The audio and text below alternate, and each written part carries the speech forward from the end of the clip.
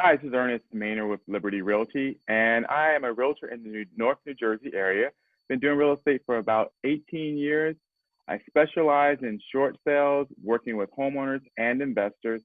And today I'm going to give you a little bit more information on how a short sale works and how it can benefit you as a home seller. So a short sale is when a homeowner owes more than the house is currently worth. And normally a short sale is because the owner is behind in the mortgage, but it doesn't always have to be that you're behind. You could actually have something coming up where you know you're going to default, and you can start speaking with the bank ahead of time to start working on a short sale. But the main thing is you have to not have equity in your property, so you owe more than it's currently worth.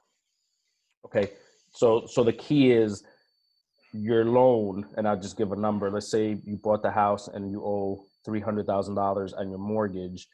Now the value of the house is $250,000, and for whatever reason you can't pay your mortgage, and the bank is willing to accept less than what you owe. Is that correct? That is correct. So the short sale is a negotiating process.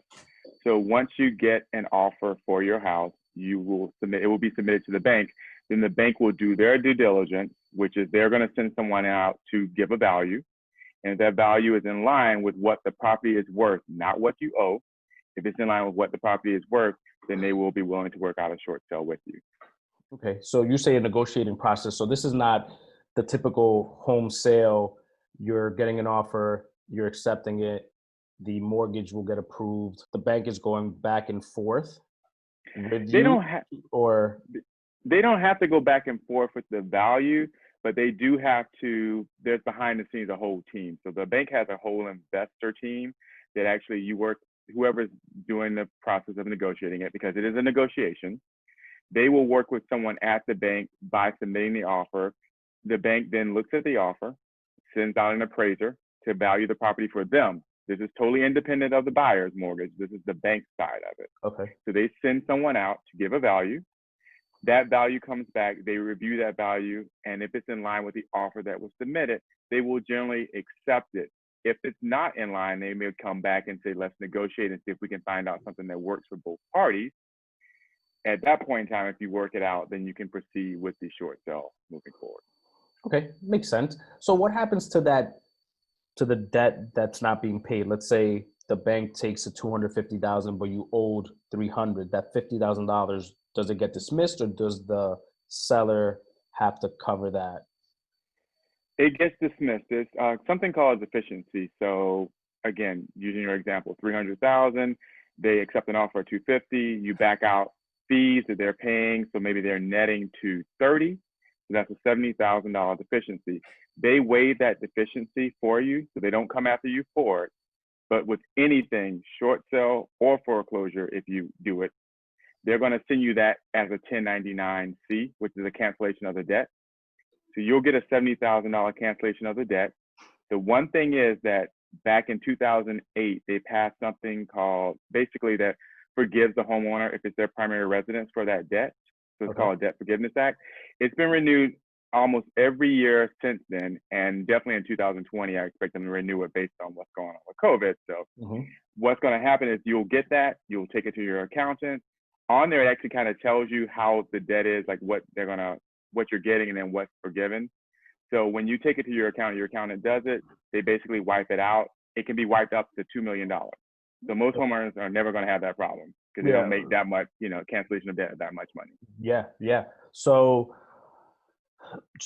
in turn, doing a short sale, I'm selling my house and the bank is taking a short, which is the word, right? Short sale. They're not making the money. So I'm not making any money either.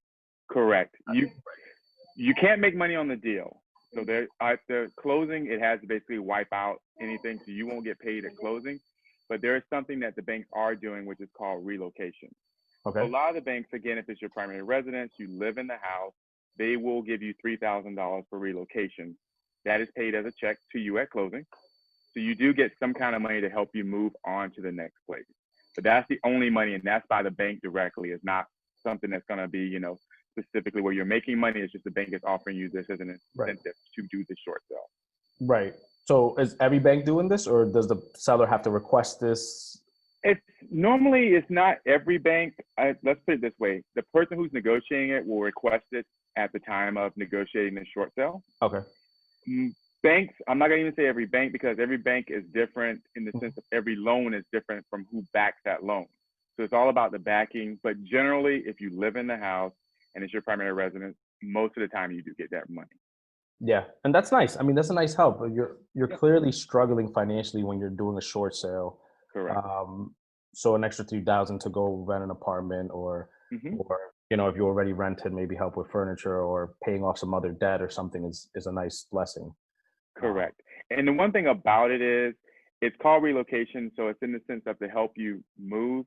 If for some reason you move a week or two before closing, it's not like they're going to take the money from you. It's still money you're going to get. As yeah, long as were in the house when you started the process, the banks understand you may have to move before the closing. So they're still willing to give you that money, that relocation money.